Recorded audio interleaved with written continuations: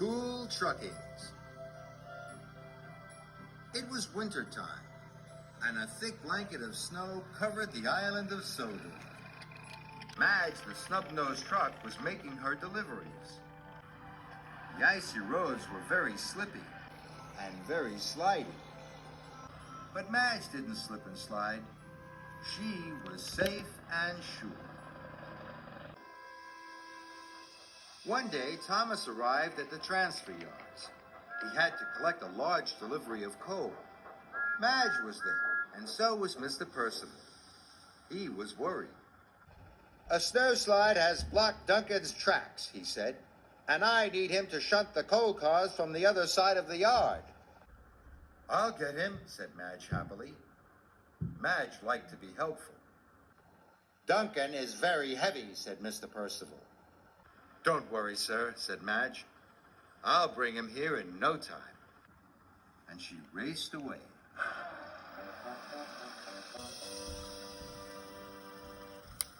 Duncan was winched onto Madge's trailer. Duncan was very heavy, but Madge was sure she could pull it. She roared and revved, and slowly she pulled away. Madge drove carefully along the country roads. She was being safe and sure. Soon Duncan started to tease her. "You always go so slowly," Duncan laughed.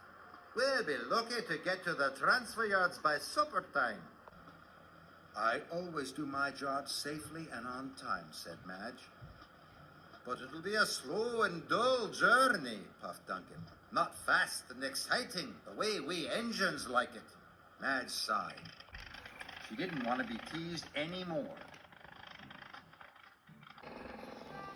She turned up a narrow mountain road.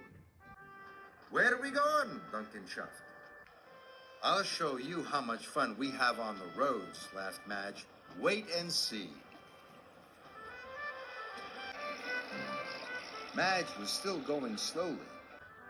"You call this fun?" puffed Duncan. "Maybe not," said Madge. "But what about this?" And Madge skidded her wheels. Her wheels made the snow spray up onto the side of the road. "Well, hey, that was good," cheered Duncan. "Do it again." So Madge skidded her wheels and sprayed snow all along the road. Duncan cheered as Madge sprayed the trees and then the bushes. She even sprayed a policeman. "Sorry," said Madge. They were having so much fun, they had forgotten all about getting to the transfer yards. Thomas and Mr. Percival were waiting at the transfer yards, and so were the coal cars. But Duncan wasn't there. Mr. Percival was worried. Now Madge took Duncan to the top of a hill. "What are we doing up here?" Duncan puffed. "You'll see," smiled Madge. Then they raced down the hill. Madge slid around corners and skidded over bumps. "But hey," Duncan laughed. But halfway down the hill, there was a very sharp turn, and the road was very icy. "Watch out!" puffed Duncan. "Oh no!" gasped Madge. She braked hard, but it was too late. Madge started to slip and spin around and around. They crashed through a snowbank. "Bust me boiler!" cried Duncan. They were hanging over the edge of the valley.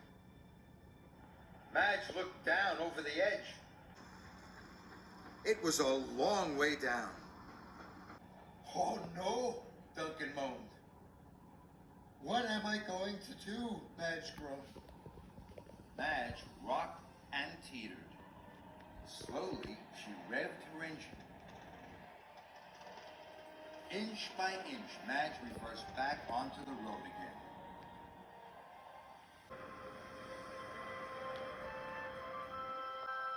Phew, that was close, Duncan chuffed.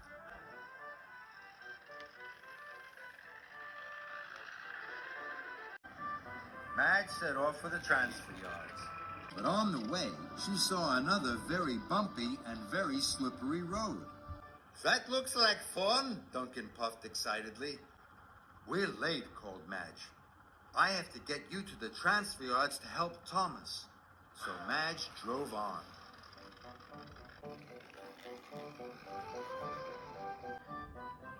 Madge wanted to be safe and sure. She went all the way without slipping or sliding once. Duncan was disappointed. But he knew Madge was right. He had work to do. Soon, Duncan was back on the rails. He shunted the freight cars quickly into place. The workmen transferred all the coal into Thomas's freight cars.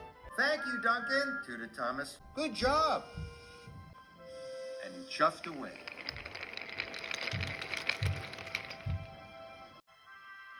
That evening, Madge went to visit Duncan. Madge pulled into the sheds. All the little engines were there. Duncan had told them all about his day out with Madge. Thank you for a grand time, puffed Duncan. The roads really are as much fun as the rails. I'm glad you had fun, said Madge. And just for fun, Madge spun her wheels and sprayed some snow all over the little engines.